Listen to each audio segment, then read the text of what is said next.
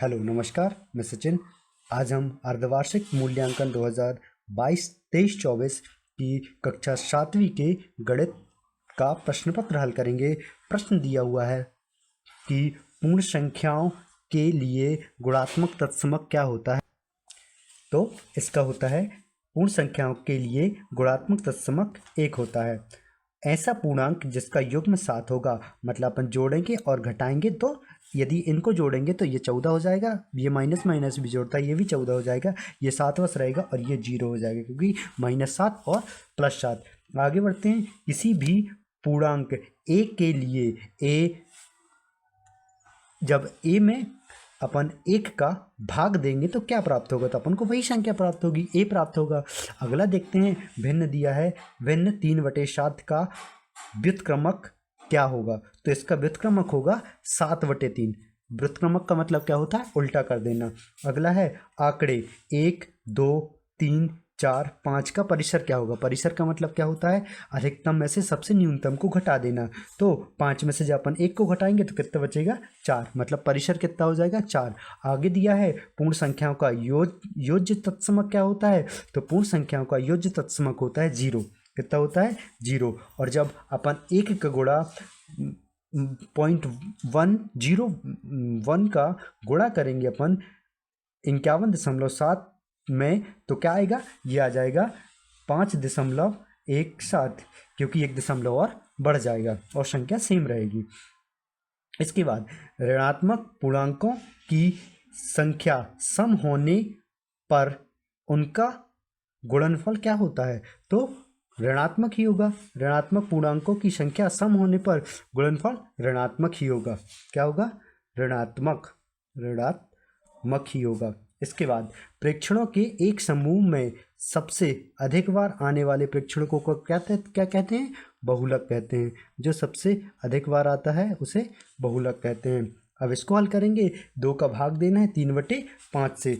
तो जब इसको भाग देंगे अपन तो इसको ये हो जाएगा 2/3 गुणित 5 मतलब 10/3 इसका उत्तर हो जाएगा। आगे प्रश्न दिया हुआ है 11वां कि 2.7 का भाग देना है अपन को, 100 का भाग देना है 2.7 में। तो जब अपन भाग देंगे 2.7 में 100 का तो इसका उत्तर आएगा 0.027। 2 अंक और पहले दशमलव लग जाएगा। तो 2 तो पहले था, एक 0 लगा के अपन ने दशमलव लगा दिया। अगला प्रश्न है कि -1 गुणित -2 गुणित -3 गुणित 4। तो जब 3 बार ऋण का गुणा होता है, ऋणात्मक संख्या का गुणा होता है तो ऋण ही आता है, इसलिए अपन ने ऋण लगा दिया। इसके बाद 4 गुणित 3 गुणित 2 गुणित 1, जब इनका गुणा करेंगे तो 4 तिया 12 दूनी 24 एकम 24। तो 24 इसका 0.24 हो गया। अगला 19/17 को मिश्र भिन्न में बदलना है। तो 17 का भाग देंगे तो 2 का भाग देंगे 19, 7 का भाग देंगे 19 में तो 7 दूनी 14 बचेगा 5, 5/7 मतलब 2 सही 5/7, 19/7 का मिश्र रूप हो जाएगा। अगला प्रश्न दिया है कि बहुलक, निम्नलिखित आंकड़ों का बहुलक ज्ञात करना है। तो बहुलक का मतलब क्या होता है, बहुलक मतलब जो सबसे अधिक बार आया हो। ये सबसे अधिक बार आया हो तो 14वां सबसे अधिक बार आया हो। 15वां देखते हैं तो सबसे अधिक बार क्या आया है, 12।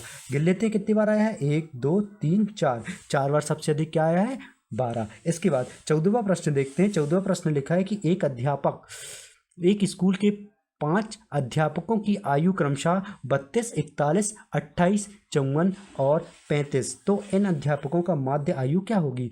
तो माध्य आयु निकालने के लिए अपन क्या करेंगे, इन सबको जोड़ेंगे और फिर 2 से इन सबको जोड़ेंगे और फिर 5 से भाग दे देंगे। तो सबको जोड़ेंगे तो कितना आएगा, 190 और फिर इसमें 5 का भाग दे देंगे। तो जब 5 का भाग देंगे तो इसका उत्तर आ जाएगा 38। कितना आ जाएगा, 38। और अगला देखते हैं अपन।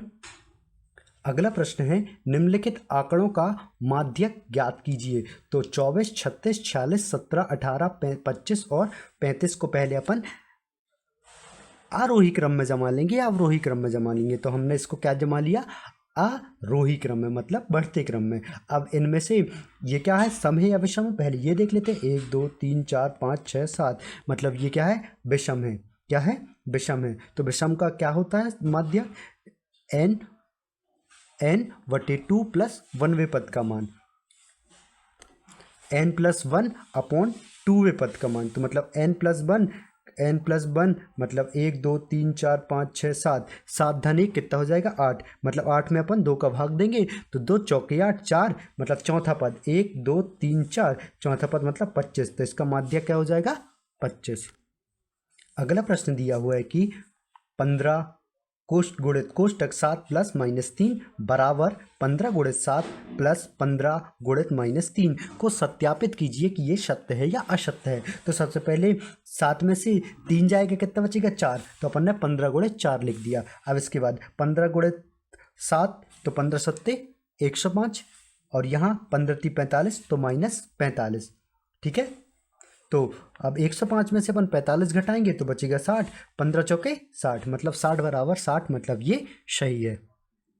अगला प्रश्न दिया है कि एक कार 1 लीटर पेट्रोल 16 किलोमीटर दूर तय करती है, तो 2 सही 3/5 लीटर पेट्रोल में यह कार कुल कितनी दूरी तय करेगी। तो 1 लीटर में कितनी करती है 16, तो इसको अपन सरल भिन्न में बदलेंगे तो 4 दूनी 8, 8 और 3 11, 11/4 हो जाएगा। तो 16 गुणित 11/4, 4 से भाग देंगे, 4 चौके 16, 4 गुणित 11 करेंगे तो 11 चौके 44, मतलब 2 सही 3/4 लीटर पेट्रोल में 44 किलोमीटर की यात्रा कर लेगी।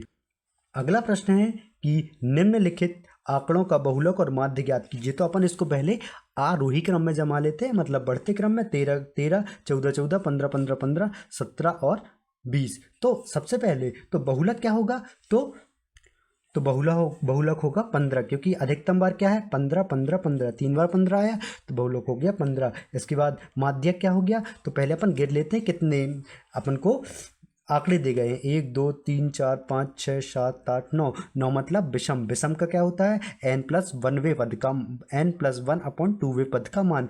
तो n+1 मतलब 9 धन 1/2 मतलब 10/2, तो 5 मतलब 5 पद का मान। तो 1 2 3 4 5, 5 मतलब क्या आ गया 15, तो इसका उत्तर क्या हो जाएगा 15, इसका माध्यक हो जाएगा।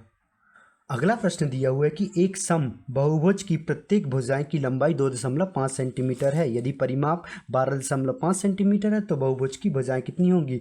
तो परिमाप का मतलब होता है सभी भुजाओं का योग। तो अपन पहले जितनी भी भुजा की माप है उसका भाग दे देंगे परिमाप में, तो अपन को भुजाओं की संख्या ज्ञात आ जाएगी। जैसे ऐसे यहाँ किया गया है 12.5 में 2.5 का भाग दे दिया गया है, तो उत्तर कितना निकल के आया है 6, मतलब 6 भुजाएं होंगी।